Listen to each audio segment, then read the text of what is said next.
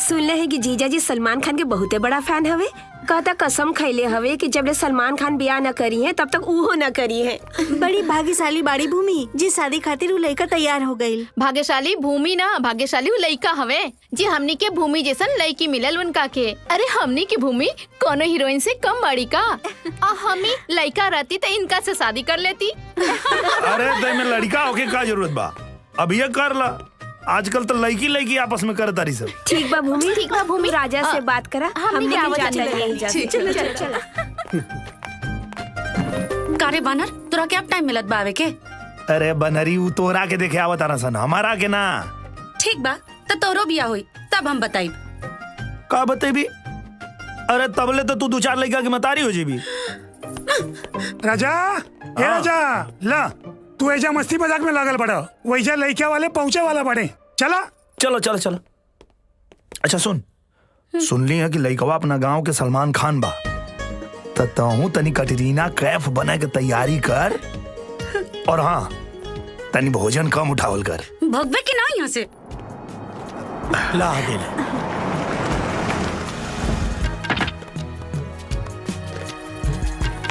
अरे लड़की एकदम ठीक बेतारा पसंद आ जाएगी। आइए प्रणाम। बैठिए। आइए बैठिए। बैठी लो। अच्छा, आने में रास्ते में कोई दिक्कत तो नहीं हुई? ना कोई दिक्कत ना हो। नमस्ते बाबूजी बैठिए। हाँ प्रणाम। कुछ खाए पी की व्यवस्था कर। अरे बेटा तनी चाय नाश्ता की व्यवस्था करा। जी। बाबूजी हम अपन होखे वाला भौजाई के देख के आवत हनी। ना जा भाई मिल के आओ जा। ठीक बा। जा भाई जा। सब एक्सक्यूज मी, आपको पता है मेरी होने वाली भौजाई कहाँ है? मिलवाइए। देखी। हाँ भाई साहब, घर पे सब कुशल मंगल बा ना? सब कुशल मंगल, भगवान की कृपा बा सब। ई देखा, ई है तोहार होखे वाली भौजाई। नमस्ते। बस ढेर फॉर्मल होखला की जरूरत नहीं खे। हम तो तोहार होखे वाला छोट ननद बानी। वैसे बहुत खूबसूरत बाड़ू तू, हमरा के तो पसंद बाड़ू, मतलब हमार पूरा परिवार के भी पसंद है वो। अच्छा ये बतावा, तोहरा काका बनावे आवेला? अरे ई पूछा कि इनके काका ना बनावे आवेला। उल्लू, गधा, बेवकूफ। मजाक करता नहीं। हमार भूमि सर्वगुण संपन्न बाड़ी।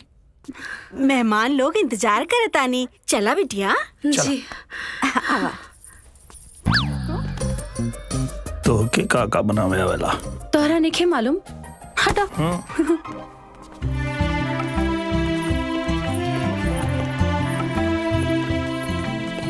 सुरेश बाबू, ये हमार बेटी भूमि है। प्रणाम।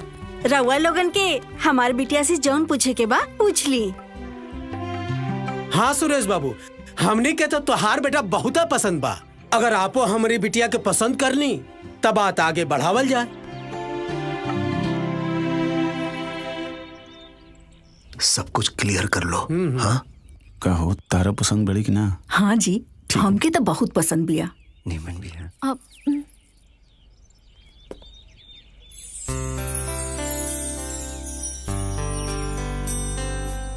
हम सबके लड़की बहुते पसंद बिया। भगवान का शुक्र है। अब बहू भूमि को अंदर लेकर जाओ। आवा बिटिया चला। पसंद आई? पसंद बिया। हाँ।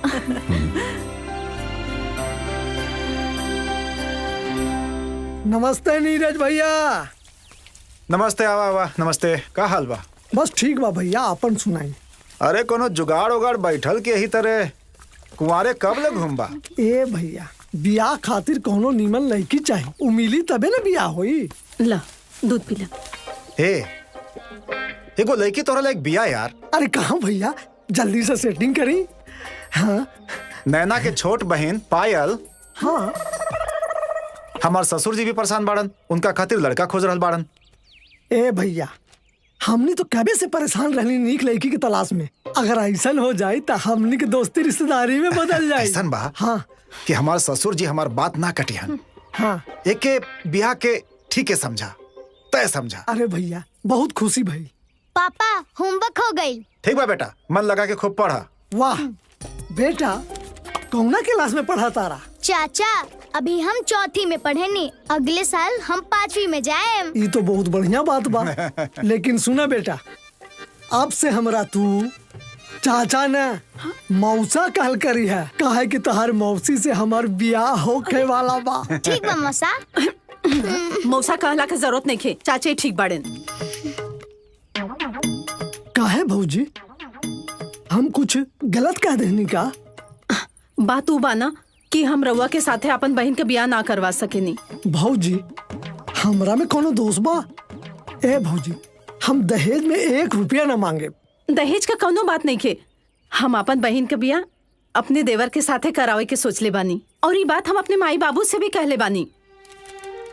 ठीक बा भौजी, हम चला तानी। हाँ हाँ। नमस्ते भैया। अरे रुकी ना, हम पानी लेके आवत बानी।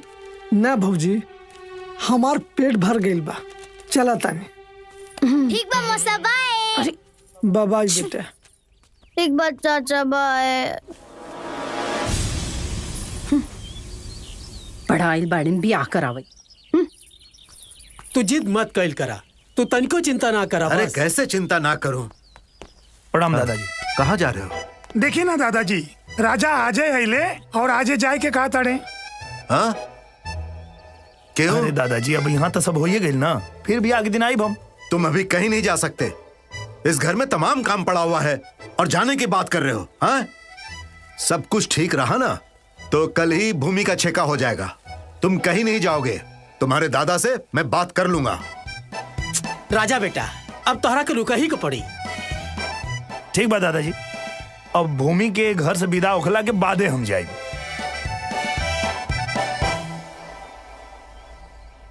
प्रणाम। पंडित जी के भी गोड़ लगा। प्रणाम। जीते रहो। प्रणाम। आपको भी प्रणाम। आवे में कोनो दिक्कत तो कितना न हुई लख? अरे नहीं नहीं, कोई दिक्कत नहीं हुई। अब तो सारे रास्ते ठीक हो गए हैं। हाँ बाबूजी, चकचका गिल बा। अब कहे के बड़ुए। वैसे सच कहूं तो यहाँ की सरकार बहुत अच्छा काम कर रही है। सब चीजें अब ठीक हो गई। हाँ हाँ। इजे रखा।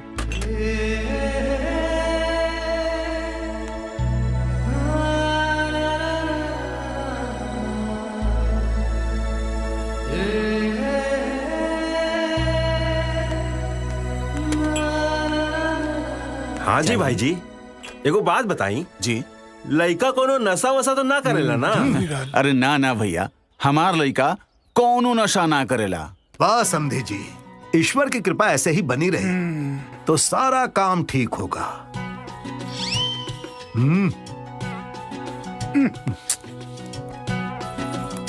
दादी, उ लइका के बा? अरे अपन बहुरिया के रिश्तेदार बा। लड़का तो बहुते सुंदर बा। अपन शिक्षा के बियाह के बाद चलाई का? ठीक बात कहलू बहू, सुरेंद्र के ब्याह हो जाए द, ओकर बाद बात करब।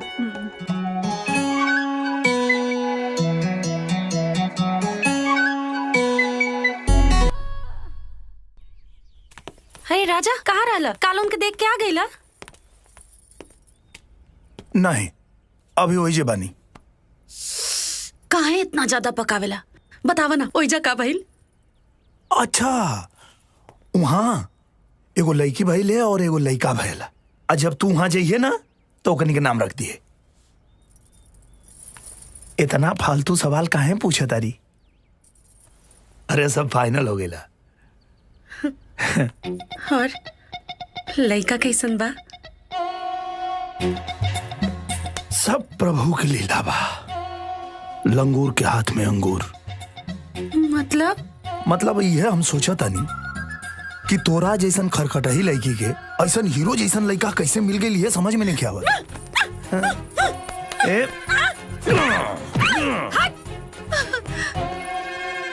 कुत्ता कहीं का। अच्छा, तो लेन देन के बारे में कुछ कहना हो तो साफ साफ बोलिए।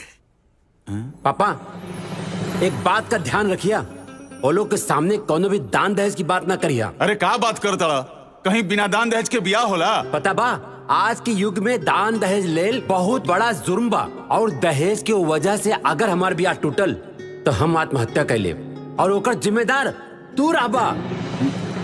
वैसे तो हमरा कोनो लालच वालच नहीं खे, बाकी बिना कुछ लेन देन के बियाह ना लगेला। वैसे तो हम कुछ ना कहब, रउआ सबे तो अपने समझदार बनी। भाई साहब, हमरे पास एक गो बिटिया बिया, हम अपनी तरफ से कौनो कसर ना छोड़ब। तो ठीक है, पंडित जी भी यही हैं, तो पंडित जी पत्रिका देखकर कोई अच्छा सा मुहूर्त बताइए। तोहर 13 के मटकोर और 16 के शुभ विवाह के दिन बा, तो बढ़िया दिन बा। तो ठीक, बहुत बढ़िया दिन बा। राजा, इन लोगों का मुंह मीठा कराओ। हाँ ले पंडित जी, आप शुरू करी पहले। ए जी, बिना दहेज के बिया होखे लका है? बड़का दानी कहा के आ गई नहीं है? अच्छा, एकरा मतलब हमरा बाबूजी के भी रउआ लोग ठगनी। कम से कम हमरा साथे तो आप लोग के दिल बड़ा होए के चाहिए। ओ बेरा आप लोग के दिल कहाँ रहे? अरे रउआ अपन बिटिया के बियाह करे जाब ता दहेज ना देब, ता अपन लड़का के बियाह हुई ता दहेज ना लियाई हैं? लोग का सोची? जरूर लड़कवा में कोनो खोट बा। अरे तहर लइकवा में कोनो खोट उठ नहीं खे, तहर लइकवे पूरा खोटा बा। अरे बुझाई? देखा तारो इनकरा, फिर हैं? कुछ ना कुछ तो लेन देन करबे करिए ना। ऐसे ही सुखले हाथ ना विदाई करिए अपन बेटी के। हम कुछ नहीं की जानत। उ लोग तिलक चढ़ावे आई ना ता एगो मोटरसाइकिल रउआ मांग ले। हाँ माँ जी, बुलेट मांगी। हाँ, बुलेट चाहिए, बुलेट। ठीक बा माई लोगिन, मांग ले हम। अरे पालिक बाबा, प्रणाम। बड़े दिन बाद आए। सब कुछ ठीक बा ना? बड़े दिनों बाद दर्शन हुए तुम्हारे। अरे खुश रह, खुश रह। हाँ हाँ, अरे खुश रह, खुश रह। रउआ कैसे बानी? चलिए चलिए अंदर चलिए। चलिए सब आजा। ठीक-ठाक ना? बैठा लोगन, बैठी लो। आओ बैठ। भैया यहाँ बैठा, बैठी। ला बैठा लो, बैठा। आई आई।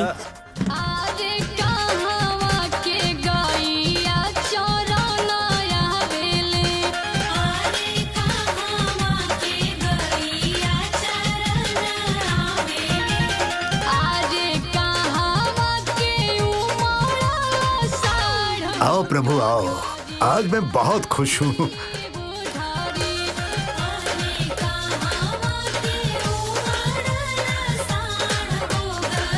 हे राजा, यहाँ आओ।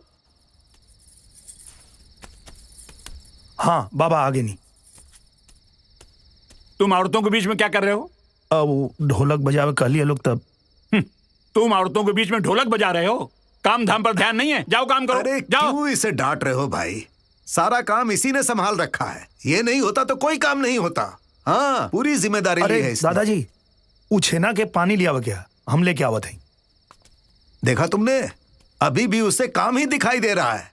हाँ? आओ बाहर चलो, बैठकर बात चलो। करते हैं।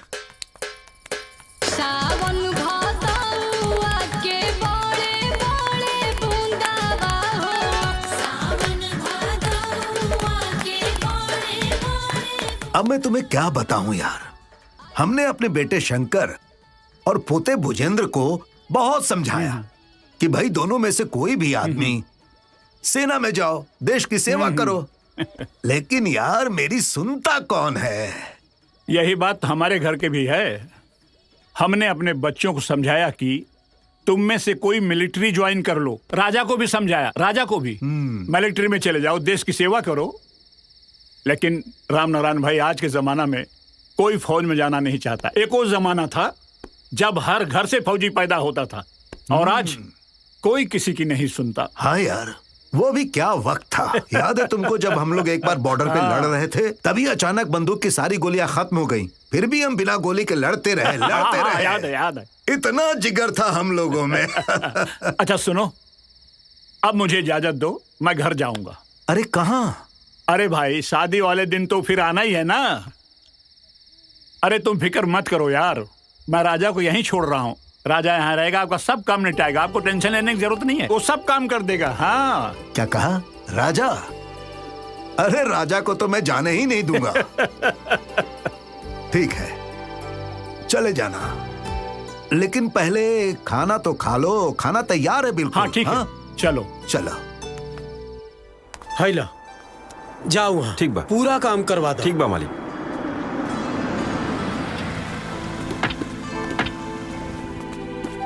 अरे समझे जी। प्रणाम समझे जी। प्रणाम। और कैसन बनी रहा? बढ़िया।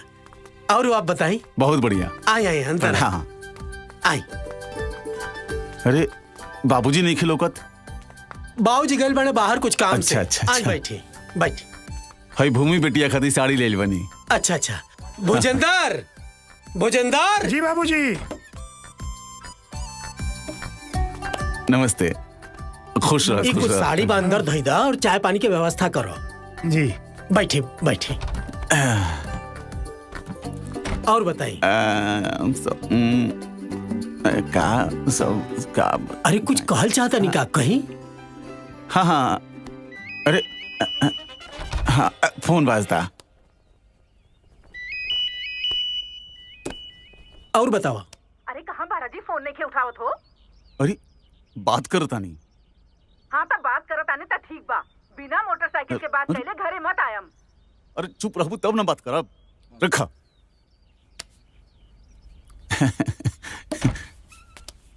और सब ठीक है ना? हाँ बढ़िया बढ़िया। रखा यहाँ। ला पानी पिया। ला। जी जी पिया तनी।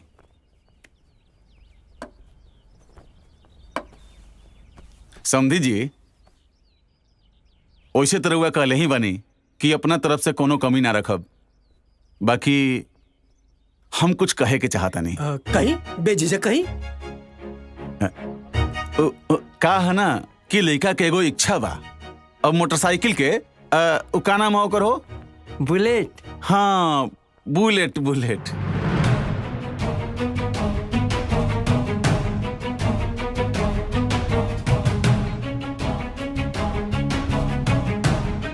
बाबूजी, जब पाहुन के यह इच्छा बा तो वो पूरा कल जाए।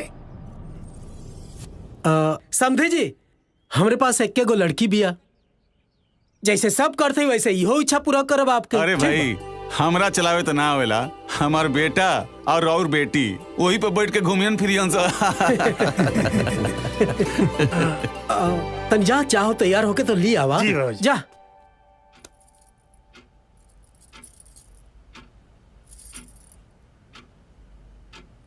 वाह,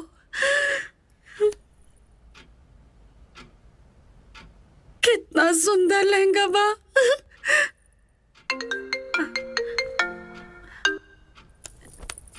हेलो।